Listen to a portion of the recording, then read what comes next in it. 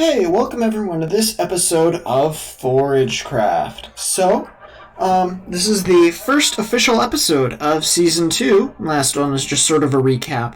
But we're at the edge of the desert, which is quite a ways northwest of my base. So just like, this is the front door, it's like that direction to the sea. I have lined out and lit up this area here. Which is partially over rivers, partially over the ocean. I chose this spot specifically for hashtag aesthetic, because it's next to the edge of the ocean, so that we can do sort of a mixture with the spawn proofing and just making it look like a pretty build. I decided to make the border out of copper. I used a circle generator for this, just so I could get some copper, oxidizing while I'm working here, because this is going to take forever to clear. And I also built 9 beacons to give me an even haste 2 effect over the entire area. And we're going to be clearing this out and flying back and forth, dropping off sand and sandstone and stuff. And we'll be clearing out in tiers. This is going to be the collection area underneath and sort of the spawn proof. So it's going to be sort of like a tiered, like fountain sort of thing going down into the ground with the farm up there. I believe we're going to be going after ENXO4's design. Not 100% sure on that. I'm going to be modifying the collection system because I want that below this as well. We're going to have it drop straight down the center. This is the center here. And I have a bunch of shulker boxes and stuff placed down here. And I need to clear out. I need to place down some walls and then clear out the water in here. Even though there is going to be water, I just don't want to deal with water while I'm clearing. And I'll put in water later after we've built up the collection system down here.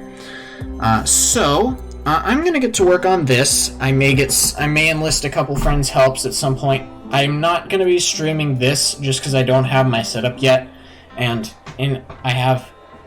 a little thing. I'm pre-recording this video like multiple days, like probably about 10, maybe 15 days before the previous episode came out. So hopefully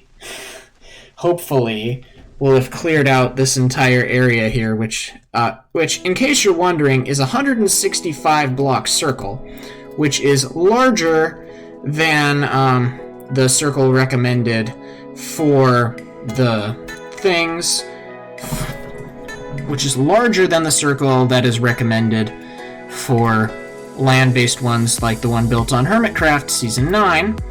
And also, fun thing, I have completely made this line up with the rest, because the structures I'm intending to keep on the same lineup pattern as they're going to be lined up with all of the rest of my builds, so they're all going to be on the same build pattern. So I spend a while lining this up and building the circle, which is why it's 165, because that's on the same pattern size, so that the edges of it line up perfectly with the edges of the square itself, which you can see I built the square around it going out there to the corner. And yeah, so this is going to take me a minute, so bear with me. And we'll bring you guys back in a second when I have this area cleared. Okay, so welcome back. So, it has been about 4 days. I spent a good 16 hours working on this excavation project here. I've been flying back and forth to my base constantly to drop off items, and I need to spend a lot of time AFKing over there so the stuff goes through the pipes properly and sorts itself. But we have completely excavated the area that I'm thinking. So as you can kind of see, it's sort of like a tiered fountain going in and down. I went in 4 sections and then down 4 blocks and in 4 sections all the way to this bottom one. All the way below here, down here, we have that going. So I think now that we have this done, I'm going to work on collecting all of the copper, which is going to be nice because I have a bunch of different variety, which is good for the texturing for roofs. I have a bunch of the fully aged stuff around the edge, which has been there the longest. But I also have a good amount of the first, second, and like all of them. I have a good amount of those, and I'll collect those and bring them back with me. And then I'm going to work on just sort of the fountain itself, just so that when I'm building the farm, I have somewhere, if I end up falling, because I might end up falling, I don't have to really worry about taking fall damage, because a fall from that height could probably be bad. But if I have the water then down here, I won't have to worry about it as much. It'll just be slightly annoying. But it'll make sure I don't take too much fall damage. So, I'm going to work on building the bottom edge here. Like just sort of building in the water and the lighting that I want, and just sort of having that done. And then, yeah, I guess I will bring you guys back in a second when I have all of that done. It'll probably take me about another day to do. So, already, you can see these projects take a while. 4 days for just this part. So, yeah, I never got anyone to help me. Unfortunate. But we're making do. So, I'll catch you guys in a second. Okay, so welcome back. So, I have completed the facade for the fountain. It's primarily quartz, which I can get in abundance with all my villager trading. But I mixed in a bit of diorite and some normal polished quartz slabs with a bunch, and I put in some cracked and mossy stone bricks as well around the edges. And it's just, yeah, it's 1.5 blocks, so it's not only spawn proof because of the slabs, but also because of the water. So, being that this circle is larger than most, it's larger than the requirement of a 75 block radius. I believe it's about 83 or something. We shouldn't have any issues with dealing with raid spawns inside this area for now. So at this point, I'm going to work on just sort of polishing up the edges on the water side, just sort of like getting rid of some of the excess desert, and just sort of finishing that off, connecting this up, getting rid of this set of stone bricks, the islands, and just sort of smoothing out that edge, as well as getting rid of leveling the mountain on the other side over there, just so we have that work done. Now, I'm gonna work on clearing that and just sort of get that taken care of. And then when we are done with that, I'll bring you guys back, and yeah. So, I guess I will catch you guys in a second when I have that area cleared. Okay, so we're back, and I have gotten rid of all the beacons because I've basically done all the mining, except for the one I'm standing on, because I need to excavate the storage room underneath. So I also, in addition to clearing up some of the terrain, I just sort of left the desert flat, but I evened out the terrain on the outside of the ocean, and I also built these sort of median pillar things, which I think is going to look nice. I'm going to string some, what are they called? I'm going to string some vines in between them, along with the floating islands and stuff, just to sort of give it a little more of a 3D look when we get to build the islands, but that'll be after I've built them. I also brought in a bunch of pufferfish, which you may have seen, just because I thought they might be nice to have in here, just because why not, just to, yeah. And I've noticed a lot of dolphins and turtles coming in here, and it's pretty nice looking, I think, now that we have all this done. I also got rid of this entire island, which was over here. It was humongous. It took forever.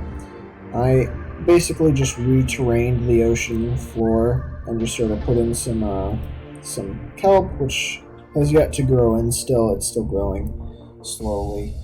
But for now, So I'm gonna have an entrance. I'm gonna have an entrance to the storage room down in this pillar, just sort of going down to the bottom, all the way to the storage room. Just go straight down. I haven't put in the door yet, but we'll get there soon. So I used in a lot of bronze, copper, not bronze, whatever. A lot of copper here, and I kind of left some of it's waxed, like those slabs there and these around the edge, but the rest is not, so it's going to decay over time, and I'll add a little more color to it, which will change it up a little bit, I think. I think it'll look nice along with the mixed in, some of the mixed in cracked and mossy stone bricks, which, I mean, looks fine. I didn't want to mix in any of the mossy or stone or cracked stairs, just because that would have been obnoxious to do. Yeah, anyway, we got all this done. Now I'm going to work on the storage room and the collection system. I'm going to build enough filters. So, typically the issue with this farm, which is a stack and raid farm, is that if you just rely on hopper power, you will eventually, it will get backed up because it's such a flood of a ton of different types of items, so it'll eventually get flooded.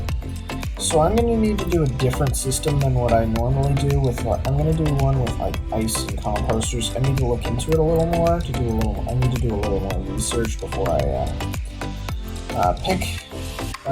do that for sure, and I need to clear out the room.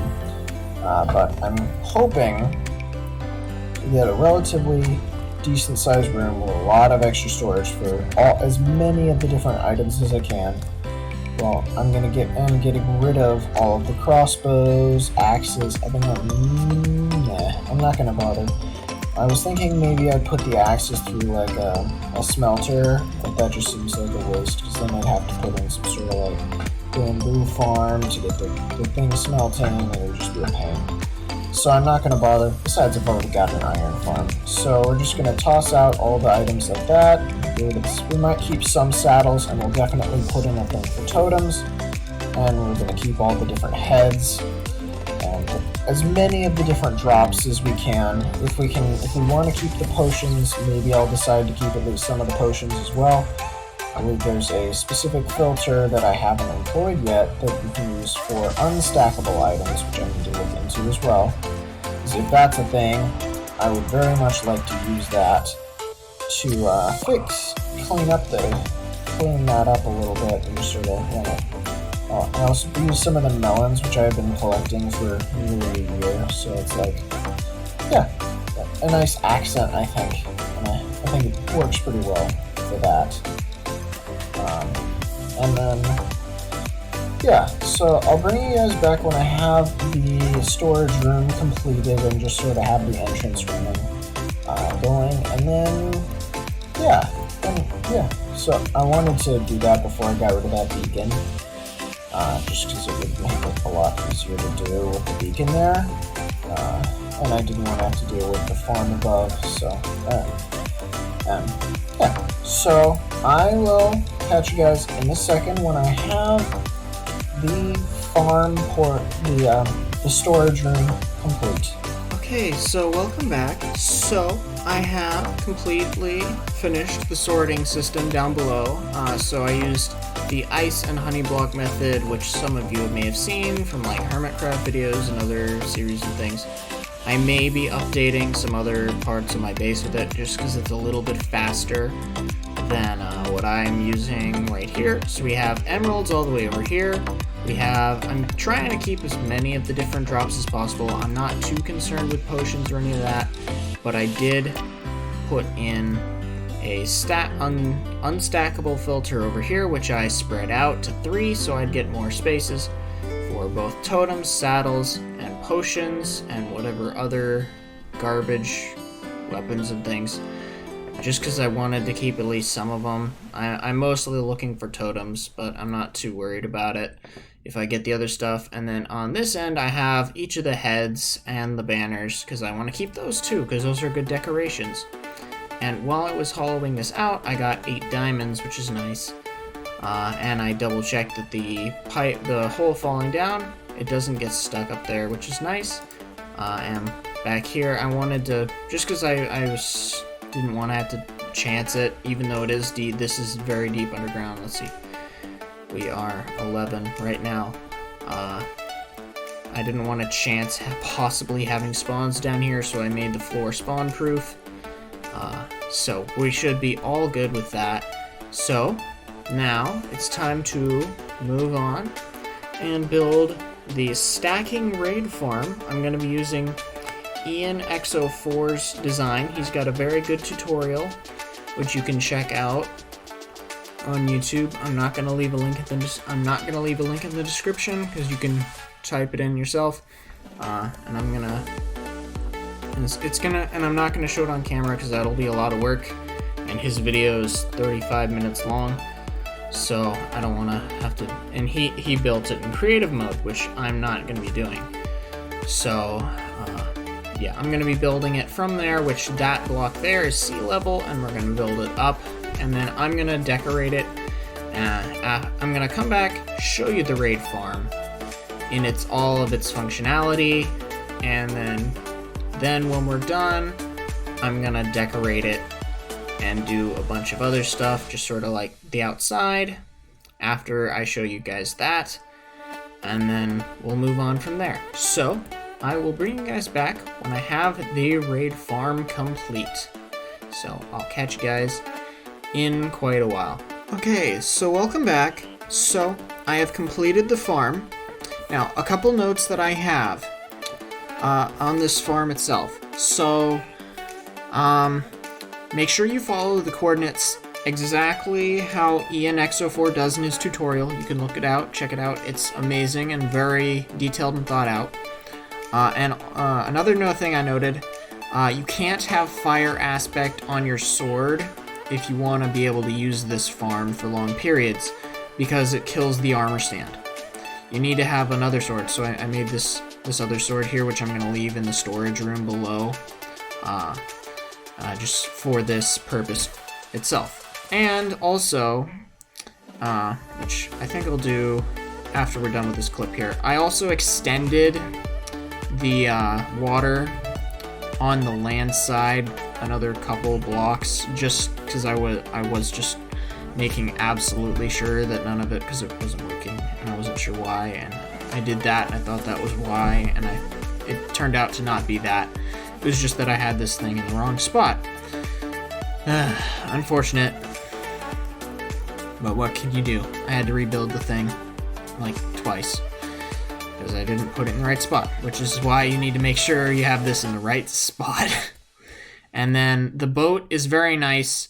I have had trouble finding raiding parties to be able to test this. So the boat is very nice so that I have one ready for me so they don't despawn and they're there. So yeah. So check out Ian X04's tutorial if you are looking to build a raid farm yourself. I would honestly recommend building it over the ocean, because what I did here is excessive, and though it does look pretty cool already, it's not as cool as it will look, but it's extremely excessive and time-consuming to do, and this shouldn't take more than like 2 hours tops to build if you're just doing it over the ocean. So make sure to follow this tutorial. But anyway, while I was working and in between like bouts of rage and annoyance with building this in the wrong spot, because I went back to base and I did a repair job on my collection system because it was annoying me that it was so slow. So I'm gonna bring you guys back over there and you guys can watch the clip that I have of that, where I go through how it works and all of that fun stuff. So I will catch you guys in the next clip after we're done with that other clip. When I have this, I'm gonna build the facade on this, just sort of like make it look pretty on the outside, because this is kind of boring looking and I want to make it a solid like floating box, I want to make it look pretty. So I'm going to make this look pretty, and while I'm working on that, I'm going to bring you guys over to the base and show you my collection system. So I will catch you guys in a second. Okay, so welcome back. So while I was working on the raid farm, I redid my collection system here. So I basically made no changes to the top floor, but below it, in here, so I split it up into, so there are 4 sections here, each of which has its own sorting system. So there are 10 filters of 10 items. Luckily, this is 23 blocks wide at the point of the filters itself. Okay, goat. So I can do 3 of them right next to each other. So this is a auto dropper thingy that tutorial I found. It's pretty simple. Observer clock with a comparator for when items get put into the dropper. It triggers this, which then triggers that, which triggers the dropper, which sends them on the ice. In the same way I did with the item collection system in the storage room, through the filters, and then down in here where the excess go. Now, you may be wondering, what if you have too many of one item and it goes past? So, yes, I did, and I found that out the hard way after I checked on it. And there is, so I went, after I did this, so I link up the excess as well as all these down another floor. Let's see, one in here. So after I linked them back up to the old pipes here, I labeled them just to make sure I knew which one was which, because it was annoying me having to look each time. So I linked them back up, and then down below, like a ways down underground in an area that I can't even access anymore because I blocked it up. I believe it's still below the kitchen. I put in 10 more filters for the items that I'm filtering out for deep storage on the overflow pipe, and I linked that back into deep storage. It took forever to figure that out, but I got it fixed, and I'm liking the look of the ceiling a little more now. It looks pretty nice, I think. It kind of reminds me of like an air conditioning unit, like an old-timey one with a nice facade on it, and it looks pretty nice, I think. And then we have all that. And also, a while ago, I also managed to get enough elytras to I bought them from the shop, and I just have them in here. They're all ready to go in case I die and lose mine. So, yeah. What else was I thinking? So, yeah.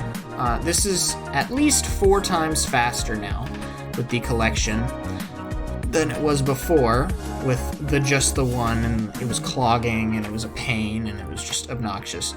But yeah, we have that, and I also I added 2 extra rows for just extra storage, so we should have more than enough space for 2 people to do a mining thing, and then just fly back and forth, drop off all their items, and then repair their tools and stuff, and then head back out and continue going. So, yeah. In case you were wondering, this was recorded after the previous clip because I did not record it. I was just messing with you to make you think that I did record this beforehand, but I didn't because I like to record linearly. So I recorded this after the fact, and now we're here, and I'm gonna go work on the facade now, and then we'll bring you guys back when I have that done. So I will catch you guys in a second. Okay, so welcome back. So it has been a little while for you, but a long time for me.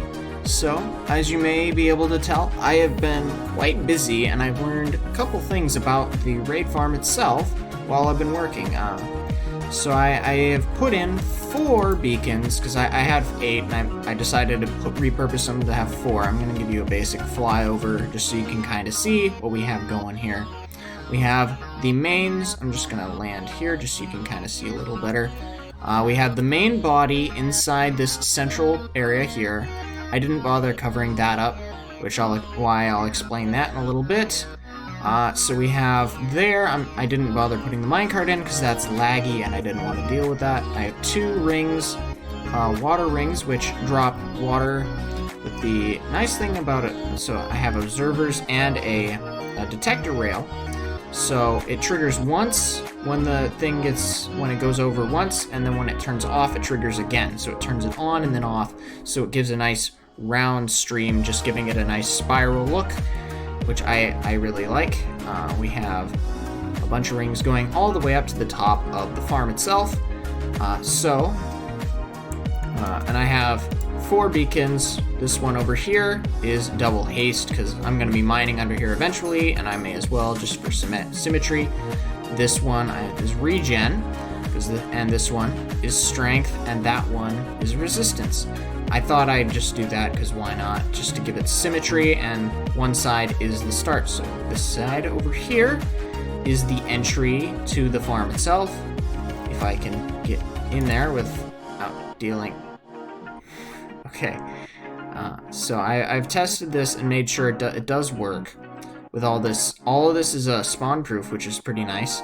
So we have the farm itself in here, the rings, and we go around to the opposite side, and we have stairs going up to get the ones in the boat. I'm not going to go up there, but you can hear them, and they're just obnoxious, and let's not do that.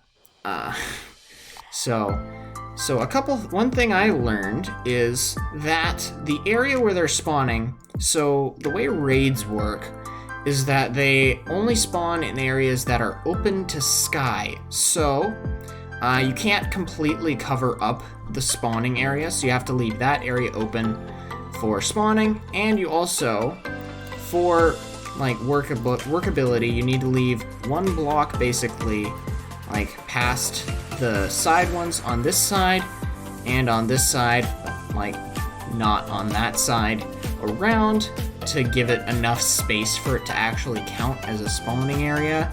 Otherwise it does not work, and I just extended the glass up just for keeping it in good working, so that if anything were to spawn in there, it would get trapped and suffocated or pushed out. Yeah, it needs to be open to sky, which is why I didn't extend it any further up. It does not work through glass. I tried that, it does not work. So you need to leave those blocks, those 6 open to sky, as well as a couple blocks of air around it as well. Let's see, did I learn anything else that I was thinking of at the same time?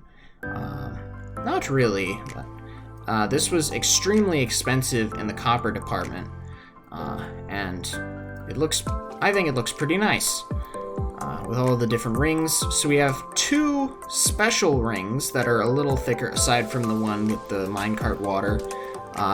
They're 3 wide. You can see one of them up there. That one's the other one down there. They're going to be special vine receptacles, which are going to be where the vines are going to join up from the things we're going to be building in a minute.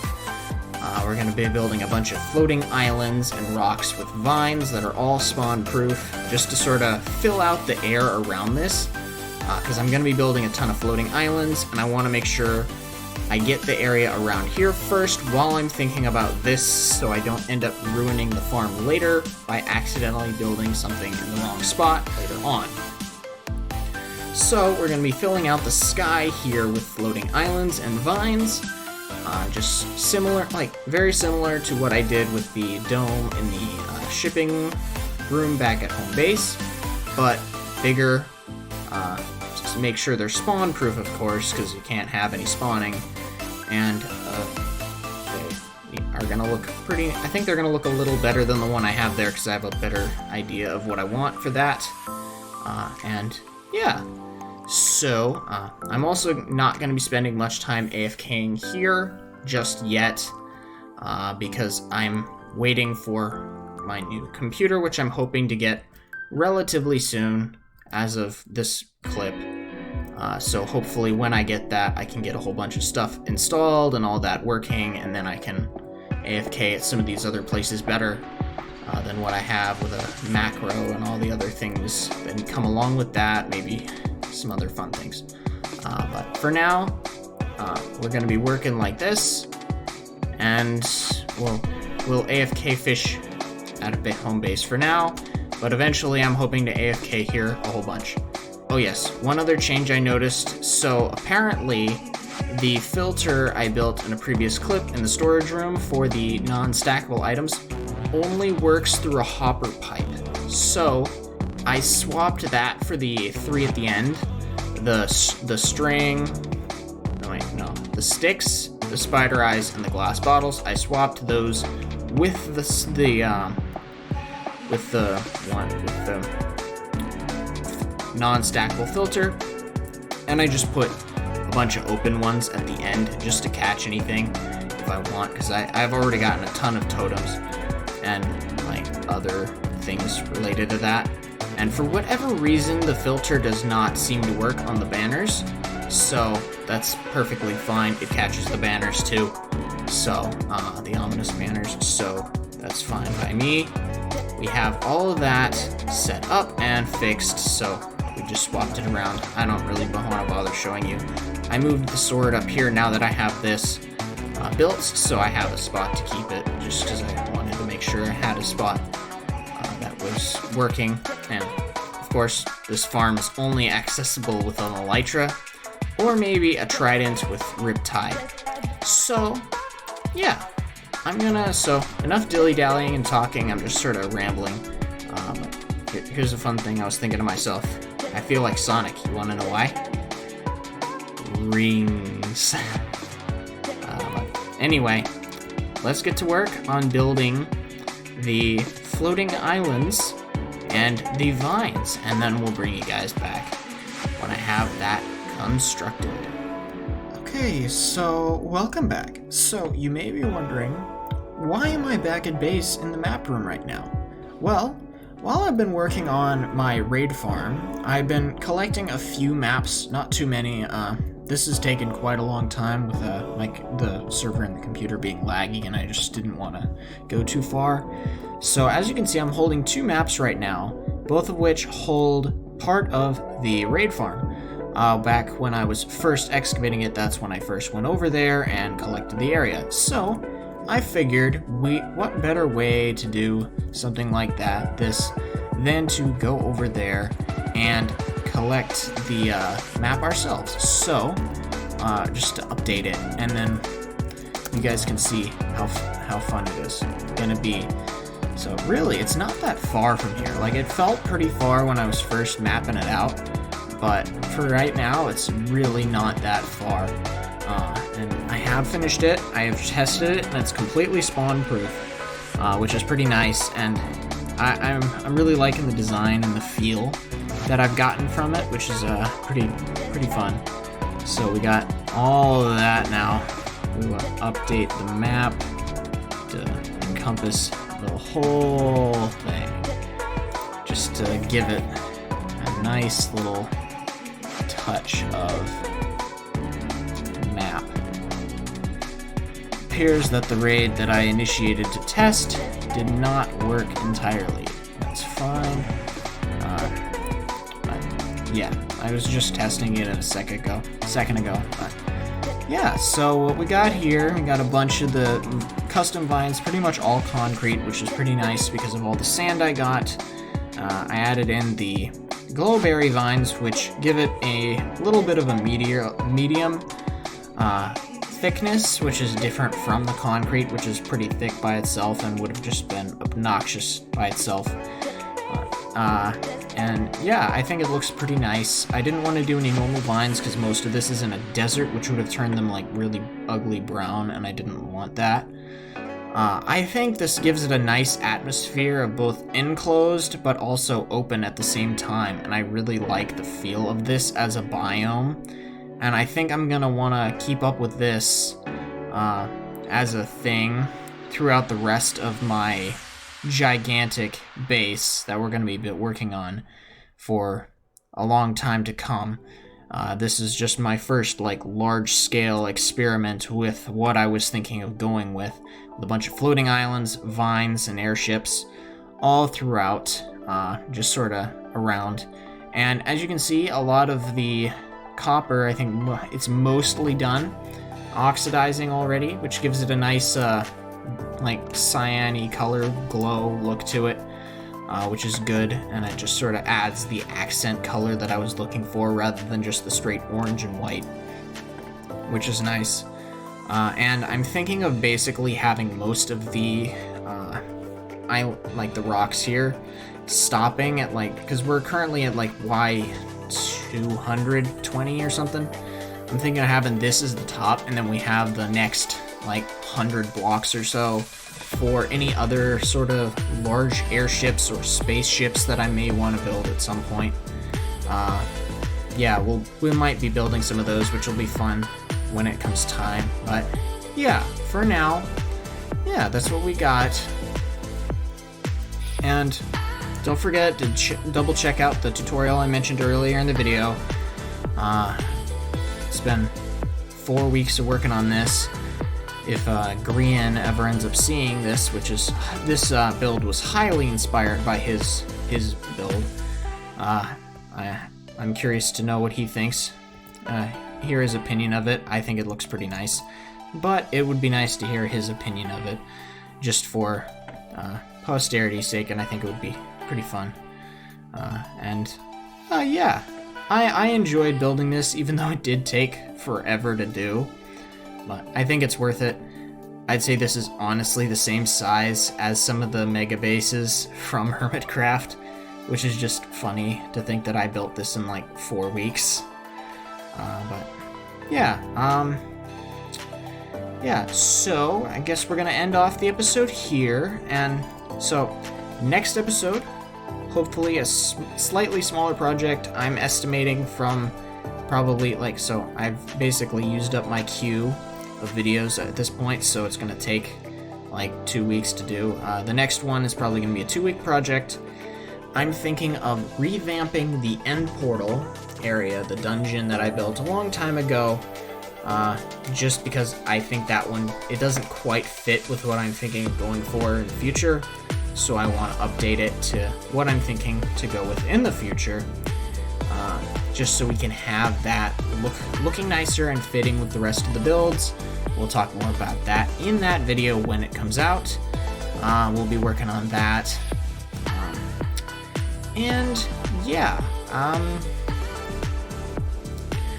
I guess, yeah, if you guys enjoyed and liked the build, don't forget to like, comment, subscribe. It helps out the algorithm for promoting my videos and stuff, which in turn helps me make more videos. So liking and subscribing is very much helpful to me, and I appreciate it. And yeah, I hope to see you guys in the next episode where we work on the end portal. So I will catch you guys then. Bye.